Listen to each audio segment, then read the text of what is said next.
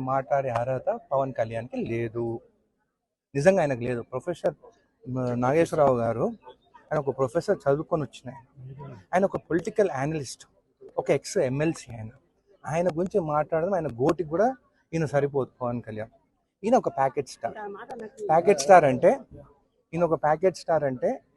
Chandrababu Naidu package ఇచ్చింది కాబట్టి ఆయనతో ఉన్నాడు. మళ్ళీ అమిత్ షా దగ్గర పోయి మాట్లాడుకున్నామేమో ప్యాకేజ్ కోసం. దమ్ము ఉంటే నాగేశ్వరరావుని అరెస్ట్ చేయాలనుకుంటున్నాను కదా, ఆయనను అరెస్ట్ చేసే ముందు ఆయన ఇంటి ముందు నేను నిలబడతాను. దమ్ముంటే నన్ను అరెస్ట్ చేశాక ఆయన అరెస్ట్ చేయాలి. తెలంగాణ బిడ్డలను ఎవరినైనా కానీ ముట్టుకోవాలని మీరు ఆంధ్ర నుంచి ఇక్కడికి వస్తే మళ్ళీ గోబాయ్కి ఆంధ్ర అని చెప్పేసి మేము స్టార్ట్ చేసినామంటే మీరు ఇక్కడ ఉండలేరు. అయినా కానీ అమరావతి అన్ని పైసలతో ఎందుకు కట్టుకుంటున్నారు? మీరు అందరు తెలంగాణలో ఉంటున్నారు కదా, ఆ పైసలు ఏదో మాకు తెలంగాణ జడ్చర్లలో ఒక 5,000 ఎకరాలు ఇస్తా, ఆ రాజధాని ఏదో 99 ఏళ్ళ లీజ్ ఇస్తా, మీకు ఇక్కడనే ఉండరు, హైదరాబాద్ ఉన్నట్టుంటుంది, ఇక్కడ నుంచి ఆంధ్రాని పాలన ఇచ్చినట్టు ఉంటుంది మీకు.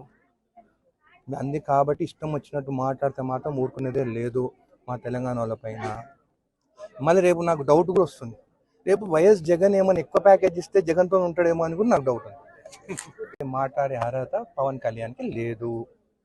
నిజంగా ఆయనకు లేదు. ప్రొఫెసర్ నాగేశ్వరరావు గారు ఆయన ఒక ప్రొఫెసర్ చదువుకొని వచ్చిన ఆయన ఒక పొలిటికల్ అనలిస్ట్, ఒక ఎక్స్ ఎమ్మెల్సీ.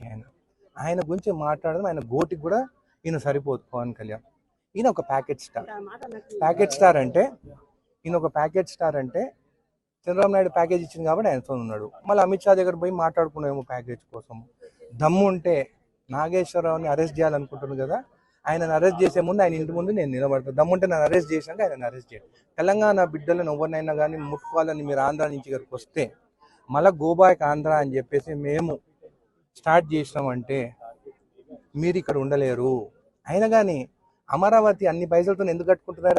మీరు అందరు తెలంగాణలో ఉంటున్నారు కదా, ఆ పైసలు ఏదో మాకు తెలంగాణ జడ్చర్లలో ఒక 5,000 ఎకరాలు ఇస్తా, ఆ రాజధాని ఏదో 99 ఏళ్ళ లీజ్ ఇస్తా, మీకు ఇక్కడనే ఉండరు, హైదరాబాద్ ఉన్నట్టుంటుంది, ఇక్కడ నుంచి ఆంధ్రాని పాలన ఇచ్చినట్టు ఉంటుంది మీకు.